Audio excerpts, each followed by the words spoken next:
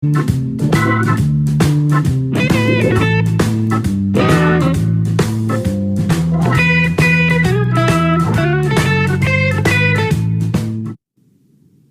noite a vocês todos que estão nos assistindo.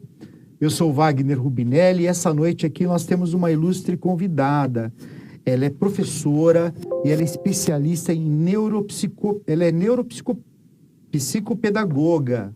Neuropsicopedagoga, é professora, trabalha nessa área de atuação e a especialidade dela é TDAH, é isso, né? Como pronuncia? TDAH. Isso, que é o transtorno de déficit de atenção com hiperatividade. Isso e olha, mesmo. gente, eu não sei muito bem o que é e o que causa aí, mas ela veio aqui justamente para isso, para explicar para você que está nos assistindo como que é que você faz o diagnóstico, como que você acompanha essa situação, do que se trata. Às vezes a pessoa tem e não sabe, conhece alguém que tem e também não faz tratamento porque não sabe. Então a Flávia, ela vai explicar para nós aqui, bem detalhado, todas essas questões. Boa noite, Flávia, tudo bem? Boa noite, tudo bem? Tudo bem. Flávia, explica para nós o que é o transtorno de déficit de atenção com hiperatividade. Isso. O transtorno do déficit de atenção e hiperatividade, ele tem 3 sintomas que são mais comuns, que é a hiperatividade, a desatenção e a impulsividade. Mas ele é um transtorno do neurodesenvolvimento. O que quer dizer isso? É que é algo que acontece no cérebro. A região aqui que nós temos, que é o córtex frontal, que é o córtex pré-frontal, né? É a região que é responsável pelas funções executivas, que é aquela capacidade que a gente tem da memória de trabalho, que quando você pega um número de telefone e aí você vai fazer uma ligação em que você quer memorizar, né? Assim, sem anotar em nenhum lugar, isso é memória de trabalho. Quando você também está executando uma tarefa, fazendo um arroz, cozinhando, você usa a memória de trabalho. Ele também afeta, nessa região das funções executivas, a flexibilidade cognitiva, que é aquela capacidade que nós temos de tomar decisões. Você planejou algo e no meio do caminho teve alguma coisa que mudou. Essa capacidade que você tem de mudar a rota. Essa região... Dá um exemplo para nós, assim. Por exemplo, você planeja que você... um exemplo melhor. Na hora que você está jogando videogame, que você tem um carrinho de corrida e que você tá lá naquele momento jogando, aí você tem que desviar daquele carrinho porque ele vai bater. Esse movimento que você faz, de quando você tá ali, você mudar a rota, a gente chama de flexibilidade cognitiva. Esse é o normal. O normal é desviar. Isso. É a flexibilidade cognitiva. Isso. Sim. Por exemplo, também, digamos que eu vou fazer um bolo.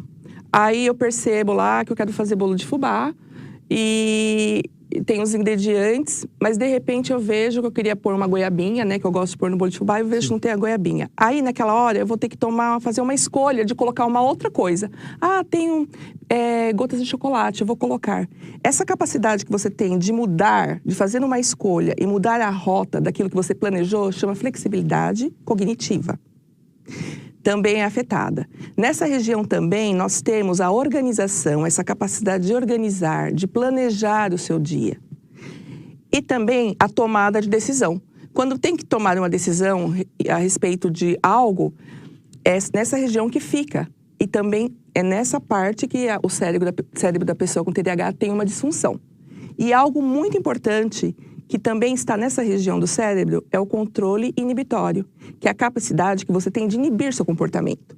O que é o transtorno de déficit de atenção e hiperatividade?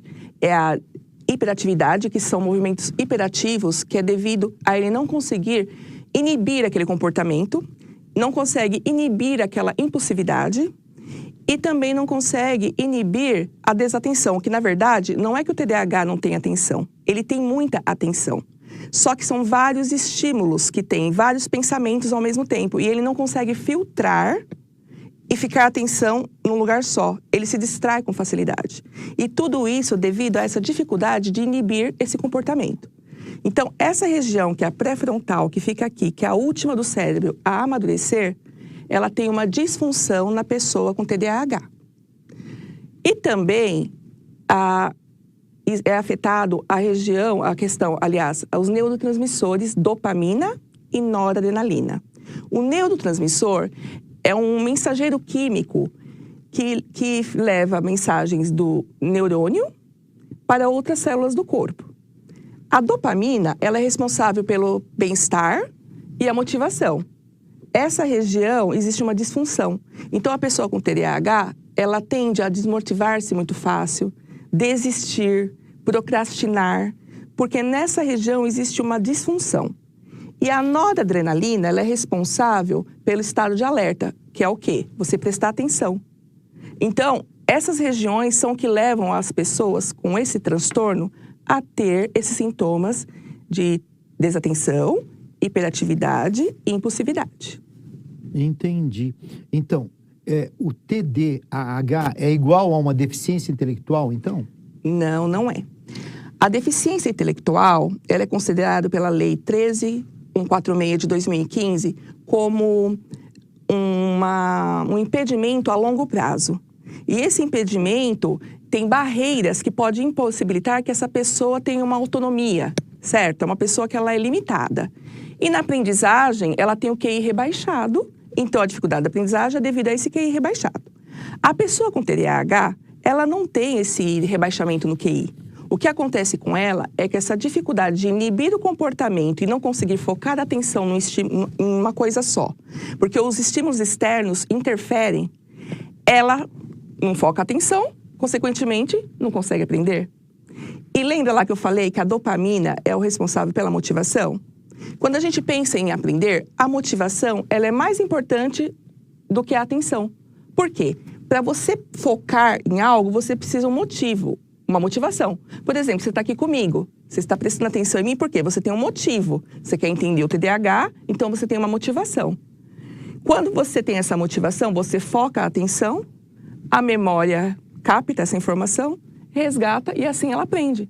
Então, a dificuldade da pessoa com TDAH é na questão da dificuldade atencional e também a hiperatividade. Esse comportamento impulsivo, hiperativo, faz com que ela tenha, assim, ela é muito forte, tá? O TDAH é quando tem uma intensidade e uma frequência muito grande, esses sintomas que eu estou falando. E nela é tão grande que dificulta em prestar atenção na aula. Entendi. Bom, entendi em termos, né? Tô tentando, é tanta informação que eu tô tentando processar toda essa questão aí. Mas vamos lá. Tem uma pergunta aqui. Não, antes eu vou fazer uma pergunta minha. Então, não é uma deficiência intelectual. Bom, não é uma deficiência intelectual. Mas quem tem TDAH, o que acontece? Quem tem TDAH vai ter déficit de atenção e vai ter também a hiperatividade, certo? Sim. Então, ela vai ter dificuldade no aprendizado. Sim. E vai ter dificuldade depois na vida profissional. Sim.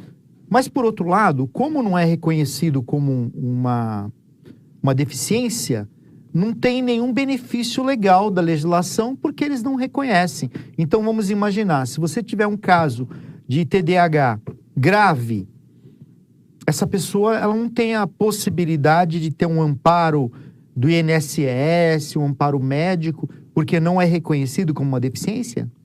Não, aí é que está. Em relação àquele benefício que é o LOAS, sim, que é um salário que a pessoa com deficiência intelectual tem, não tem. Mas por que isso não tem? Porque o TDAH, ele tem tratamento. Se você tomar, às vezes precisa do remédio, da medicação, mas tem casos que não precisa. Aí, com a psicoeducação, você psicoeduca a criança e a família, para ter uma rotina pré-estabelecida, porque a rotina é extremamente importante. E outras coisas mais que é trabalhado com a psicologia, o TCC, que é Terapia Cognitivo-Comportamental. Agora, tem uma lei que eu vou falar. Sim. Você já quer que eu fale agora? Pode falar. Tá. Nós temos uma lei que ela foi um ganho muito grande para a pessoa com TDAH, que é a Lei 14.254, que foi sancionada em 30 de novembro de 2021. Essa lei, ela garante que a pessoa com TDAH tenha um acompanhamento integral na área da saúde e da educação. Ou seja, ela diz que na escola os professores devem ser capacitados, os professores têm o direito de ser capacitados para conseguir ter o diagnóstico precoce nessas crianças. Porque o professor, ele é avaliador potente. O professor ele tem 30 alunos e mais aquela criança. Quando ele vê que aquela criança tem algo a mais que destoa dos outros, é já de prática da escola, tá? Ela pega, ela passa para a coordenação faz o encaminhamento para que os pais levem para o médico. Aí vem, como existe esse acompanhamento integral na área da saúde, que é um ganho, na área da saúde tem sim que dar esse apoio para essas pessoas, que aí vem crianças, adolescentes. E eu falo mais, a lei ela está em aberto, ela não cita que é só criança, que é só adolescente, que é só adulto. Então, entra todos. Que ela dá esse direito de que tem acompanhamento médico e de equipe de multidisciplinar para fazer o tratamento. Quando que é essa lei, 30 professora? de novembro de 2021. E está sendo cumprida? Então, aí é que está. Ela é muito recente, ela está começando. Tem muitas pessoas que não conhecem. Esse direito do professor, eu enfatizo muito. O professor, ele precisa dessa capacitação. Porque quando o professor, ele tem essa capacitação, eu acredito, ele já tem esse olhar. Eu trabalho em escola há 27 anos. Há 12 anos eu estou nessa área da educação especial e nos transtornos do neurodesenvolvimento no âmbito clínico. E é de praxe. Lá eles me chamam o tempo todo. Quando se passa de coordenadora que chama os pais vão atrás na área da saúde. Quando o professor vai ser capacitado, tá? Vai ser algo muito importante em relação ao diagnóstico precoce, que é o seguinte. Na educação infantil, a criança, ela brinca, ela tem a liberdade ali de fazer o que ela quer. Ela não é cobrada, por exemplo, quando ela chega no primeiro aninho ali, que é na fase da alfabetização, que ela tem que ficar sentada, tem que prestar atenção. Então, é mais cobrado em relação a ela prestar atenção e aprender. Aí é onde o professor percebe que aquela criança tem algo a mais, certo? Ok, algo que destoa, porque ali ela está muito hiperativa, aí chama os pais. Certo? Então, ele já sinalizou, mesmo sem essa capacitação, ele já consegue sinalizar, porque é algo que atrapalha demais ali com os outros coleguinhas. Tem crianças que têm uma comorbidade, que é o transtorno opositor desafiador, que ela fica tão impulsiva que ela provoca os coleguinhas, ela não consegue socializar, as crianças acabam deixando ela de lado. Professora, por exemplo, então a professora está dentro da sala de aula, como que ela detecta, assim, de pronto, que uma criança, ou depois de um certo tempo, que a criança tem o TDAH? Ela imagina, supõe-se, porque assim, na escola, tem muito agora o autismo, tem a deficiência intelectual. Quando a criança tem muita dificuldade de aprendizagem, é de praxe passar para a coordenação, tá? Ela percebe, no caso do TDAH, quando é hiperativo impossível, é mais fácil perceber. Porque ele é muito agitado, ele atrapalha, ele não presta atenção, ele quer sair da sala, tá? Isso também depende da gravidade, porque tem os níveis. Entendi. Então, vamos imaginar, eu tenho uma colega sensacional, que ela tinha uma criança, ela tem, né, que é neto dela, e, inclusive a criança agora, ela fez tratamento médico, conseguiu até um benefício via judicial. E essa criança, eu acredito que provavelmente ela tivesse TDAH. Por quê? Porque ela era extremamente agitada. Então, era que nem um furacão. Isso. Né? Assim, e, por exemplo, quando você estava conversando, e não era uma forma isolada, então ela ficava puxando a roupa da pessoa, assim, insistentemente, várias vezes, né? Sim. E dali a pouco vinha de novo e ficava puxando a roupa para querer atenção, para querer conversar. Certo. Seria um possível sintoma do TDAH? Possível. Uhum. Aí é que está. A professora vai sinalizar, porque realmente, se essa colega, você chegou a vê-la não no ambiente escolar, em outro ambiente, né? Você viu? Sim, sempre em ambientes, reuniões, festas. Agora, né? você imagina essa criança sentada numa sala de aula, que ela tem que ficar prestando atenção, porque a aula, ela não tem só a coisa prazerosa. Aprender lá, tem hora que você chega a ficar com tédio. Sim. E essa criança, às vezes, ela não consegue ficar muito tempo. Aí é onde vem as medidas que o professor pode adequar, Aí é onde eu acredito que seja bem importante ele estar sendo esclarecido sobre o que é o TDAH e como agir em sala de aula. Mas tem um detalhe bem importante aqui que eu acho que é extremamente importante falar. Em relação àquelas crianças do tipo desatento, porque tem o TDAH do tipo desatento. Tem o desatento e tem o agitado. Tem. E São tem subtipos. Tem subtipos, isso. E tem o misto, que é o combinado. Então tem o tipo desatento, que é só predominantemente desatento. Tem o tipo que é hiperativo impulsivo. O desatento seria aquele que não interage, que fica muito assim na dele. Apático mesmo. Apático, ele fica preso nos pensamentos dele. Sim. Ele devaneia muito. Só que aí o professor tem lá 30 alunos, vamos imaginar o primeiro aninho, na fase de alfabetização. Muitas crianças têm dificuldade de aprendizagem, mas aquela criança, ela está lá. Ela tem aquilo, mas não está chamando a atenção, porque o hiperativo, o impulsivo, é mais fácil você perceber. Sim. Então é onde eu digo que é bem importante ter esse conhecimento, essa informação, e estar atento à criança do tipo desatento. E até você pega uma criança com TDAH, ela pode ser punida e penalizada por algo que ela não tem culpa, né? Quer dizer, ela tem o TDAH e o pessoal acha que ele é uma criança levada, que é indisciplinada, e aí que ela acaba limite. Que não tem limite, que o pai não deu educação. Isso. E na realidade a criança tem o TDAH e aí o professor às vezes não conseguiu perceber isso. Isso aqui, creio eu que nos anos 70, né, nos anos 80 e lá atrás isso ocorria com muita frequência, né? Ocorria, e tanto que você falou algo bem importante, que nessa época, quantas pessoas da nossa faixa etária parou de estudar? E nos anos 60 tinha palmatória ainda, Exatamente. Né? Que era uma violência terrível, né? Quando não aprendia, ele era punido. E tem outra coisa, tem um lado, desse lado que era muito punitivo, ditador, né? Nossa, e também tem um horrível. lado da regra. Muitas pessoas tinham esse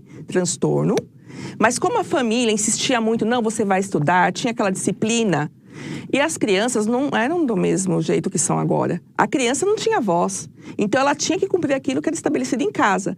O que acontecia? Ela ia levando a vida e aquele sintoma era camuflado. Então ela nunca soube que teve TDAH. O que tem de adultos, porque no meu Instagram eu falo muito sobre TDAH. O que tem de adultos que me procuram falando que acho que eu tenho um sintoma, que se identificam com aquilo que eu posto. E aí vem outra coisa. Quando nós trabalhávamos também, era uma coisa muito mecanizada, lembra? Você chegava no seu trabalho, você tinha aquele trabalho, mesmo que, independente de qual fosse ali, seja na produção, ou até mesmo na área administrativa, você chegava no final do dia, lá às 17 horas, você batia o cartão. Então não tinha como tem hoje esse excesso de estímulos que você às vezes leva serviço para casa. Então naquele tempo ele conseguia levar a vida, ele encontrou estratégias, porque o nosso cérebro tem algo que chama modelação. Ele tem uma neuroplasticidade, ele consegue se adaptar ao meio. Então, como ele tinha regras para viver ali, a família era muito intensa na questão da disciplina, repressora, ele acabava levando a vida e sabia que tinha alguma coisa errada, mas como não era divulgado isso, o TDAH, há uns tempo atrás, nada se falava. Há uns 10 anos atrás, era só o tipo hiperativo. E agora que com as redes sociais aí, com as informações estando mais acessíveis, que as pessoas têm ouvido falar e têm chegado agora a uma outra coisa, né? Todo mundo às vezes tem achado que tem TDAH.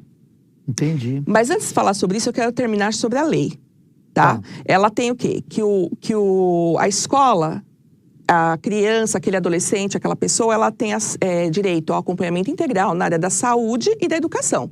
Então, na educação, ela vai ter esse acompanhamento. Uma vez que essa criança está fazendo tratamento, essa equipe multidisciplinar, ela tem que ser uma parceira, tá? Uma parceira da escola para auxiliar aí nesse tratamento dessa criança, certo? Então, isso é primordial. E nessa lei, tem também que a família tem que ser parceira. Então, precisa da parceria da família, da escola e da saúde. Porque se tiver a saúde e a educação fazendo tudo para aquela criança avançar, conseguir ter uma vida saudável, e a família não cumprir com aquilo que é combinado, é a mesma coisa que estiver enxugando gelo. Tá. No TDAH, não é necessário ter uma sala especial. O TDAH é possível ser tratado ele estando no convívio com os demais coleguinhas na sala comum. Sim, é possível. E tem algo que consta na lei também. Ele tem direito à adequação curricular e acomodação. Ou seja, uma das coisas que a gente já faz com aquela criança, põe ela perto do professor, longe da janela, longe da porta, para não ter muito distratores. Ter uma rotina pré-estabelecida, colocada à mesa ou na lousa, para aquela criança, porque a organização vai ajudá-la nessa autorregulação, entende? Porque lá naquela região que é disfuncional no cérebro da pessoa que tem TDAH, é na organização e planejamento que há essa disfunção. Então, quando você trabalha com ela de forma a mostrar a rotina, colocar ali do ladinho, na sala de aula. Professor do Fundamental 1, eles já fazem isso, tá? Eles colocam sempre a rotina. Mas no Fundamental 2, que são mais professores, fica mais difícil, né? Não são todos que colocam.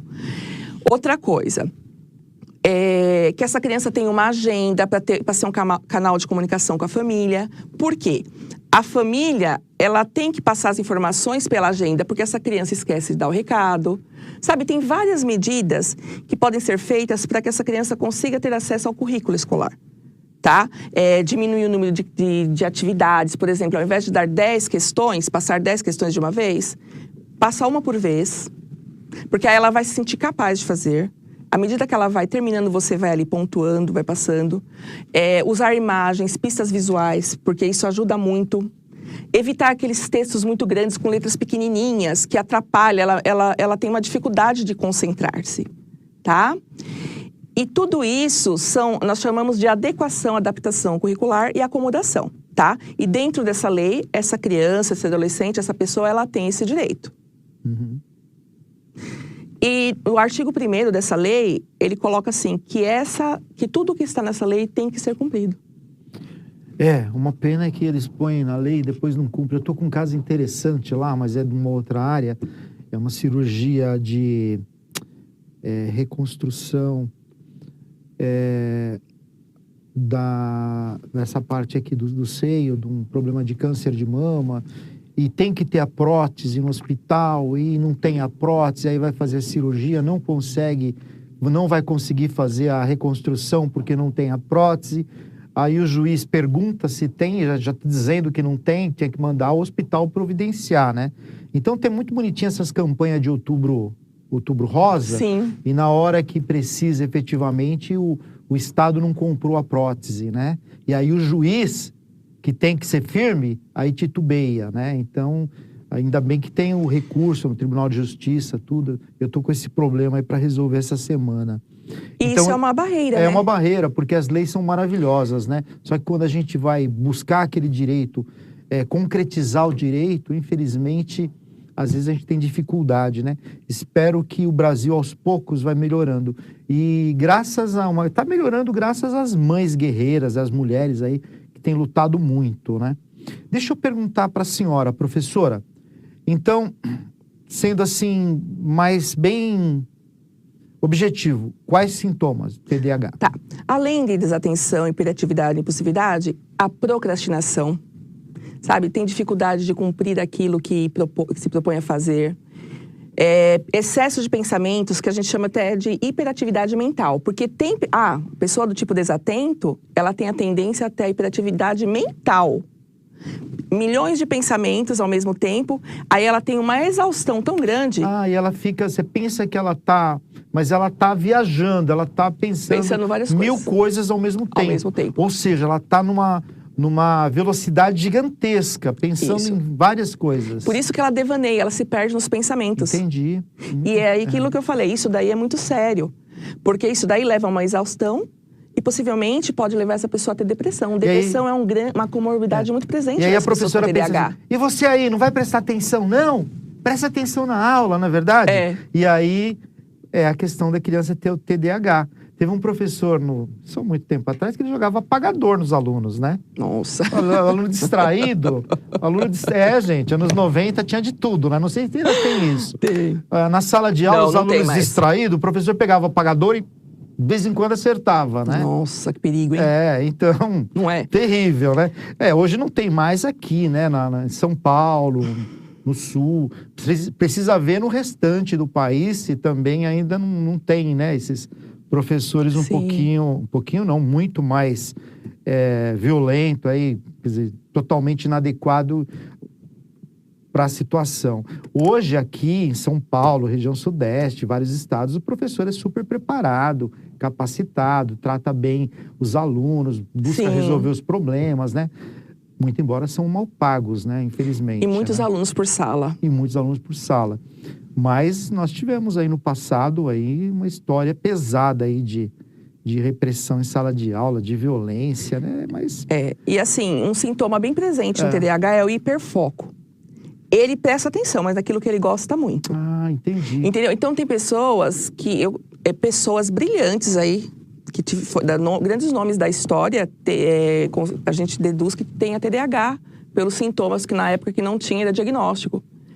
Por quê? Porque ela gostava tanto daquilo que ela fazia, que aquele hiperfoco, ela se dedicava tanto, que ali ela era brilhante. Então, por exemplo, uma criança com TDAH, de repente ela gosta de história de uma forma gigantesca. Então, ela vai prestar muita atenção em história. Porque é o hiperfoco dela. Porque é o hiperfoco. Então, Isso. O termo é hiperfoco. Hiperfoco. Que interessante, Tá, né? e esse hiperfoco, ao mesmo tempo que ele é positivo em alguma parte, mas em outra parte ele não é. Sim. Porque ela acaba ficando abaixo em outras áreas, porque precisa, né? Porque o TDAH, ele atinge todas as áreas da vida da pessoa. Sim. Por exemplo, de repente, a pessoa pode ter um hiperfoco em música. E ser um músico super talentoso. É muito interessante, né? E são coisas que a gente desconhece, não estuda, né? Agora que a ciência está fazendo esse trabalho de mostrar, né, todas essas questões. Sim. Fala para mim, professora, quais são os subtipos? Sim. Tem o predominantemente desatento, o predominantemente hiperativo e impulsivo, e do tipo combinado, que tem os dois. Tem os 3 sintomas, tá? Entendi. E também aí tem a intensidade, que pode ser grave, moderado ou leve. Professora, qual seria a causa do transtorno? A ciência descobriu o que motivaria o TDAH? O fator herdabilidade é muito grande, a causa genética. Tá. Tanto que muitas crianças estão tendo diagnóstico, aí os pais acabam descobrindo que também tem.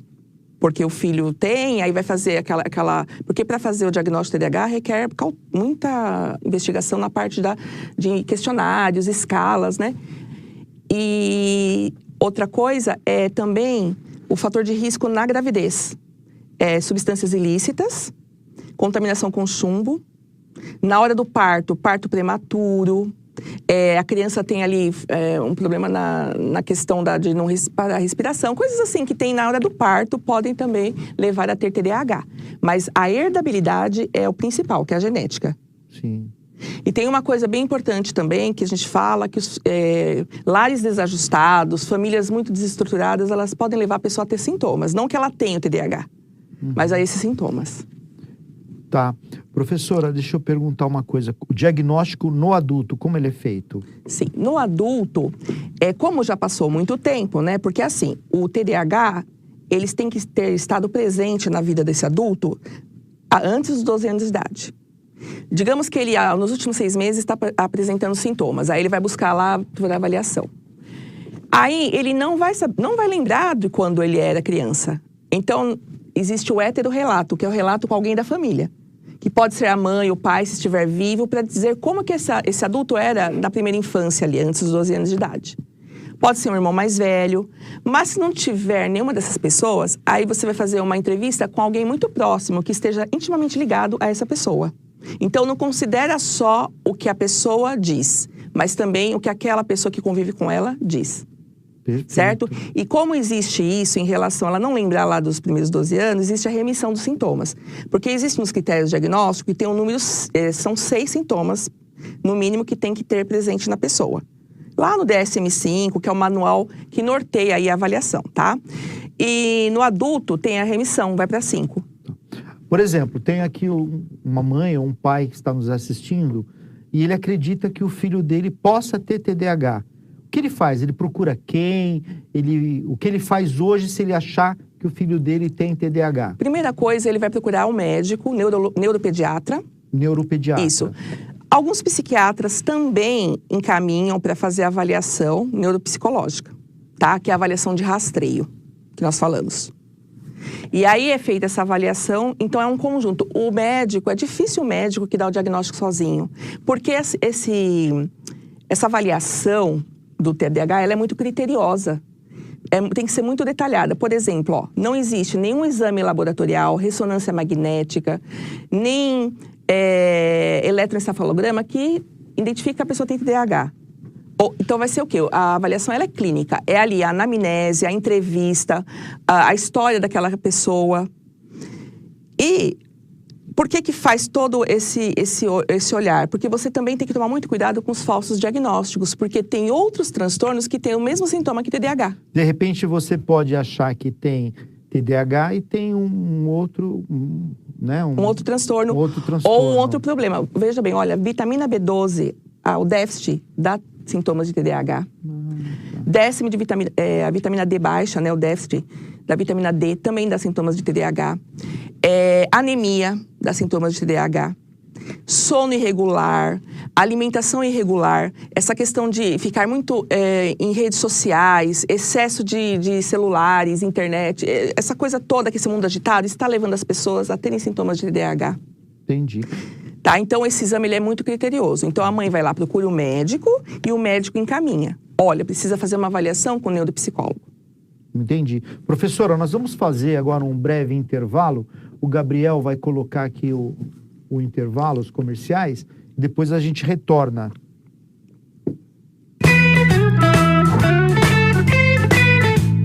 Pior que não ler jornal é ler apenas um jornal. Leia, assine e anuncie no Jornal ABC Repórter. 4224-4789. Se você é notícia, foi ou vai ser, ligue para a nossa redação ou mande um e-mail para redação@jornalabcreporter.com.br. ABC Repórter, o diário. www.jornalabcreporter.com.br. O que é oratória? Oratória É a arte de falar em público, de forma estruturada, deliberada, com a intenção de informar, influenciar ou entreter os ouvintes. Mas na Vox, oratória é muito mais que isso. Oratória é subir no palco e encantar multidões. E também usar as palavras para encantar uma única pessoa. É ser claro e persuasivo para ser o novo chefe ou o próprio chefe. É conseguir expor suas ideias e defendê-las em qualquer lugar. Oratória para Vox não é só sobre ser a maior franquia de cursos de oratória da América Latina. E é muito mais que ser uma academia com 80 técnicas e 150 dinâmicas. Oratória para Vox é transformar vidas para que elas transformem seus mundos. Vox to You. Fale bem, não importe a quem, não importa onde.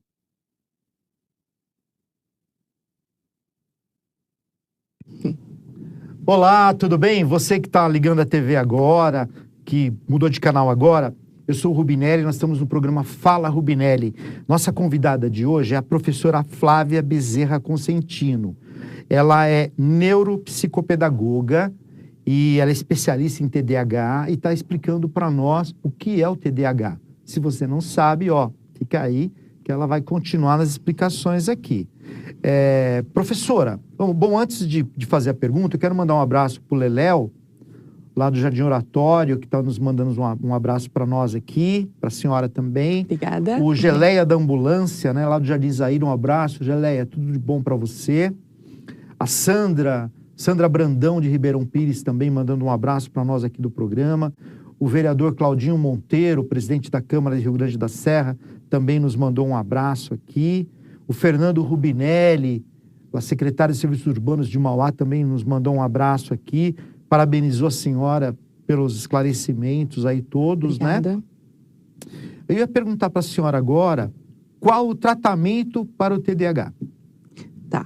O tratamento para o TDAH, ele pode ser medicamentoso, né? No caso, tomar a metilfenidato, que é a Ritalina, ou tem casos que nem precisa. A Ritalina serve para quê, esse medicamento? Para ajudar a focar na atenção. Focar a atenção. A Ritalina é para déficit de atenção. Isso, ela consegue fazer com que você foque a atenção. Entendi. Tá? Tem outros remédios aí, mas esse é o mais conhecido. Mas isso também não são todos que tomam. Eu acho assim, que tem que primeiro fazer a psicoeducação, que é a terapia cognitivo-comportamental, que é pela qual você psicoeduca aquela criança e aquela família em como vai fazer com que aquela criança tenha uma vida mais leve. No sentido da rotina, o horário para dormir. Como eu falei, o sono irregular, a alimentação irregular, ficar muito em celular, excesso de telas, leva os sintomas a ficarem mais graves, mais acentuados. Então, essa psicoeducação é primordial para a pessoa com TDAH. Entendi.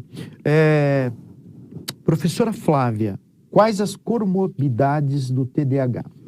As comorbidades do TDAH mais comuns são depressão, TAG, que é o transtorno de ansiedade generalizada, transtorno bipolar e também o TEA, o autismo. 85% das pessoas que têm autismo têm o TDAH como comorbidade, porque a área afetada no TDAH, uma das áreas, né, é a mesma afetada no autismo. Tanto que atualmente tem muita preocupação em relação ao diagnóstico errado. Às vezes a pessoa tem TDAH e é diagnosticada como TEA. Ou ela tem TEA e o diagnóstico do TDAH não vem junto, aí precisa regular aquela criança, e é onde acaba descobrindo que também tem o TDAH. E um outro transtorno também que é muito comum é o TOD, que é o transtorno positivo desafiador, que é aquela pessoa, aquela criança e adolescente que ele é desafiador. Ele não consegue inibir a impulsividade dele, aí ele acaba tendo tanta dificuldade na interação social, porque ele provoca as pessoas, ele não cumpre com autoridades, ele não respeita. E muitas vezes a criança, 50% das pessoas com TDAH têm esse TOD, tá? Então são as comorbidades mais comuns. Por isso que eu disse que os critérios diagnósticos no DSM-5, que em 2013 foi atualizado, foi algo muito importante para facilitar esse diagnóstico no sentido de nortear o avaliador. E ele tem 5 critérios que ele segue. O primeiro critério são os sintomas. Tem 18 sintomas nesse DSM-5 que tem que se fazer esse rastreio naquele paciente, mas também considerar ali outras questões, tá? O item 2 é que esses sintomas estejam presentes em 2 ambientes. Não adianta esse sintoma estar presente em um ambiente só.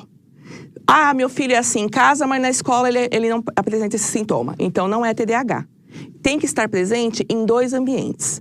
E se a pessoa mais adulta, pode ser no trabalho, em casa, o adolescente, na escola ou em casa.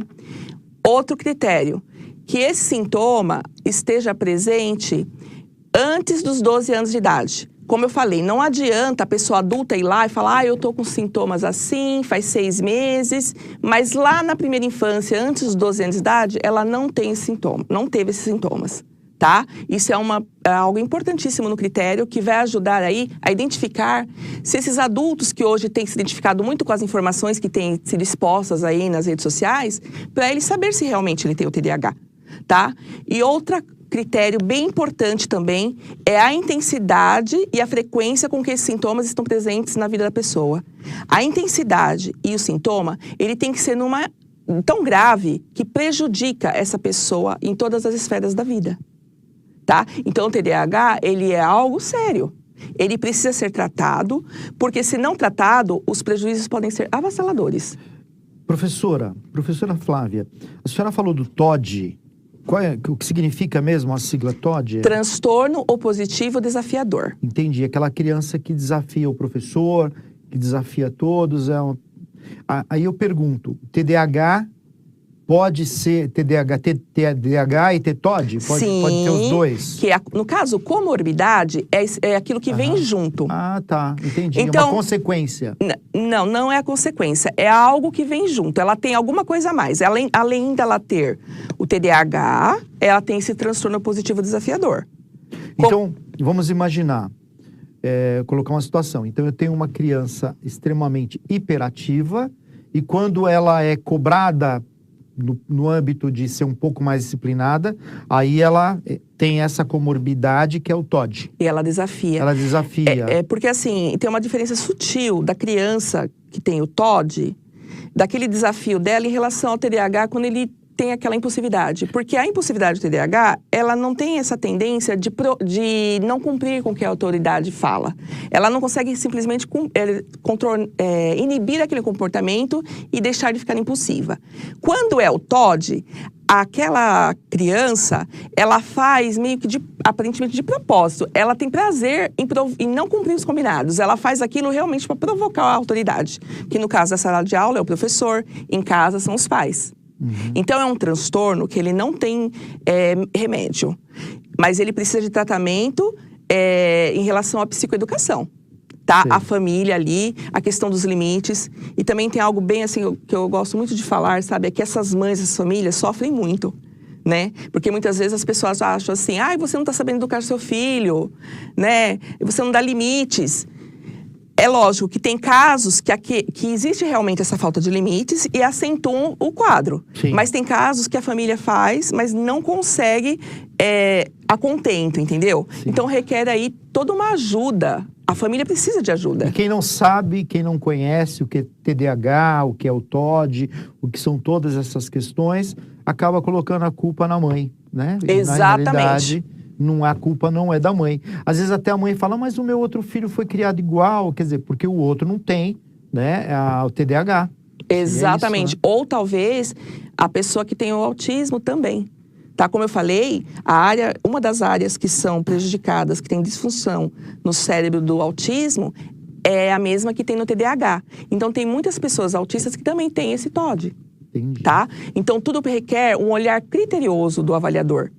Sabe? E não sair aí rotulando as pessoas. Nós temos que ter esse olhar, não sair dando diagnóstico sem primeiro ter um tempo, por exemplo, diagnóstico precoce. Que idade que é o diagnóstico precoce, sendo que hoje os professores têm que ser capacitados para conseguir fazer esse diagnóstico precoce em sala de aula, né? Perceber. Mas que idade? Antes ali dos 6 aninhos, que não é a educação, né, o ensino fundamental 1, que vai alfabetizar de fato, a criança tem uma certa liberdade na escola. Ela brinca, ela não é sempre cobrada, assim, como é no primeiro aninho, para ler, escrever, que ela tem que ficar sentada. Então, aqueles comportamentos podem, sim, destoar dos outros. Mas não vai já dando diagnóstico, pode deixar uma hipótese em aberto, entendeu? Aí, quando ela vai chegando ali no primeiro aninho, que você consegue consolidar. Olha, realmente, eu tenho certeza que é o transtorno, a gente vai tratar assim, vai tratar assado. Por isso que essa parceria escola, equipe multidisciplinar, que é a saúde, e a família é muito importante. Olha, eu tenho uma pergunta, aqui ela é um pouquinho complicada, eu vou tentar ver se eu consigo entender o que a pessoa perguntou.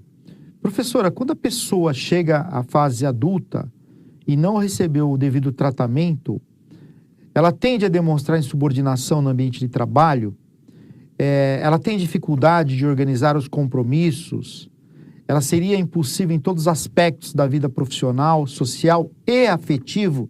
Isso poderia, inclusive, interferir nesses aspectos, né? Então, ela está perguntando isso daí, uma parte da pergunta. Sim, com certeza. Como eu disse, muitos adultos que têm TDAH, mas não receberam o diagnóstico porque não tinha informação. E tem prejuízos aí na vida pessoal, tá? Nos relacionamentos íntimos. No trabalho, porque muitas vezes ela tem aquele comportamento impulsivo, agitado, e as pessoas não compreendem, entende?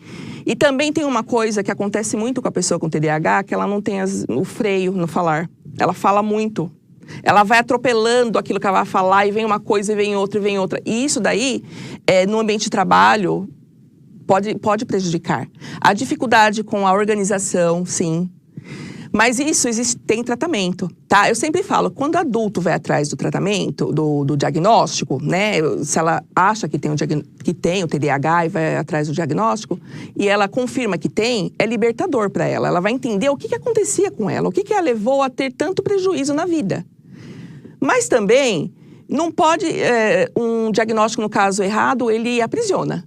Então, também não pode ficar preso ao diagnóstico quando a gente é adulto. Sim, tem uma informação para libertar você, para você entender o que acontece. Mas que já percebe que tem algo, busque por tratamento, que é a psicoeducação, tá? Como eu falei também, o TDAH leva a pessoa a ter muita depressão. Por quê? A dopamina, que é responsável pelo bem-estar, é baixa, tem uma disfunção. Isso leva a pessoa a ficar muito deprimida. E também, ela também se sente não adequada. Porque ela comete essas coisas involuntariamente, é porque existe aquela impulsão, ela não consegue controlar. Aí ela se sente mal, ela se sente culpada, ela se sente exposta, e aí gera um sofrimento. E tem pessoas que sofrem tanto no relacionamento que as esposas, já teve esposa que me procurou ali no Instagram para eu ajudar. Porque ela, vendo as minhas postagens, ela acha que o parceiro ali tem o TDAH e pedindo uma ajuda. Então, assim, psicólogo, terapia cognitivo-comportamental é importantíssimo para ajudar nessa psicoeducação, tá? Nossa, é muito interessante, né? E é uma questão emblemática, né? Porque às vezes você acha que uma pessoa tem... Era muito sofrimento. Os prejuízos, eles são muito dolorosos. E a ciência está avançada. Então, hoje, sabe-se que tem tratamento, sabe? O pessoal tem buscado. Então, é isso. Mas eu tenho a impressão, professora Flávia, que tem muita gente aí com TDAH e não sabe. E muito embora a forma do diagnóstico ser mais aprimorada hoje, está muito avançada, muitas pessoas não buscam, né, o diagnóstico porque não sabe que tem, não é verdade? Exatamente. E ainda, muitas vezes, a gente acha que tem muita criança mal educada, rebelde, e aí a gente não sabe que são todas essas questões que envolvem, né? E pelo fato do TDAH, os sintomas de desatenção, hiperatividade e impulsividade ser comum às pessoas, gente, em pequena medida é comum, todo mundo tem. Tá. Se você tem uma alimentação inadequada, se você não dorme direito, você fica muito nas telas, você tem aqueles sintomas, tá?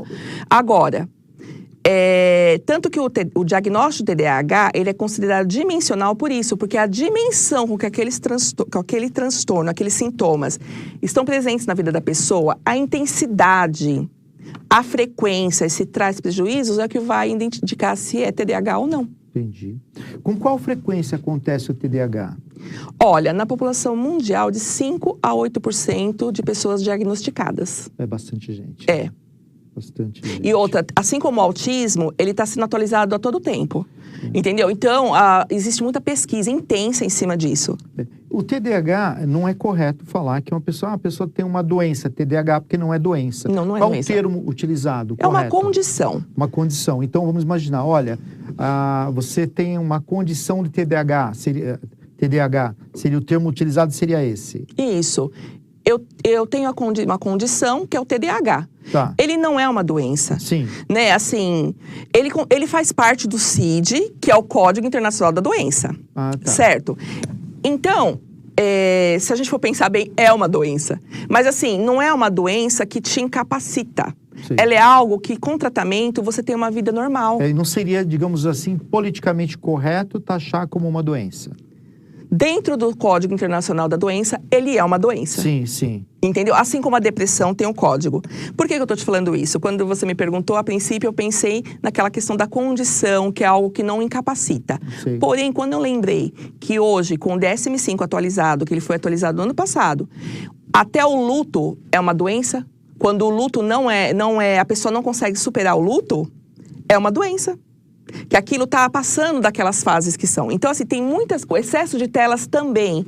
Telas é um CID. Porque virou um vício como se fosse uma droga. Então, já tem nesse manual dos transtornos mentais, que é o DSM-5, que excesso de telas tem o CID, quando vira um vício que a pessoa não controla. Sim. Crianças estão com esse vício, entendeu? Então, aí entra como doença. Professora Flávia, estão me perguntando aqui, está chovendo perguntas aqui. Que bom. Aqui, olha, perguntaram aqui, é necessário algum tipo de exame, como ressonância magnética ou eletrocefalograma, para descobrir se tem o TDAH? Esses exames fazem o diagnóstico? Não existe nenhum exame laboratorial, que é exame de sangue, nem eletrocefalograma, nem ressonância magnética que identifique o TDAH. Tá. O diagnóstico do TDAH é totalmente clínico. A entrevista, aquelas escalas e questionários que são feitas com a família. E tem os testes de atenção, de memória, que são feitos pelo neuropsicólogo, mas esses testes, eles são complementares. Eles, por si só, não definem se a pessoa tem o TDAH. Tem uma pergunta aqui que fizeram, mas a senhora já respondeu. Crianças com TDAH podem ter outros transtornos? Tem. Associados? Tem. Que é aquele termo que a senhora falou que é o... Comorbidade. Comorbidade. Que ela pode ter depressão, ela pode ter TOD, né? Isso. Ela tem vários outros O transtornos. autismo. O autismo, né? Isso. Existe algum indicativo, alguma característica que elimine a possibilidade de uma criança ter TDAH com segurança?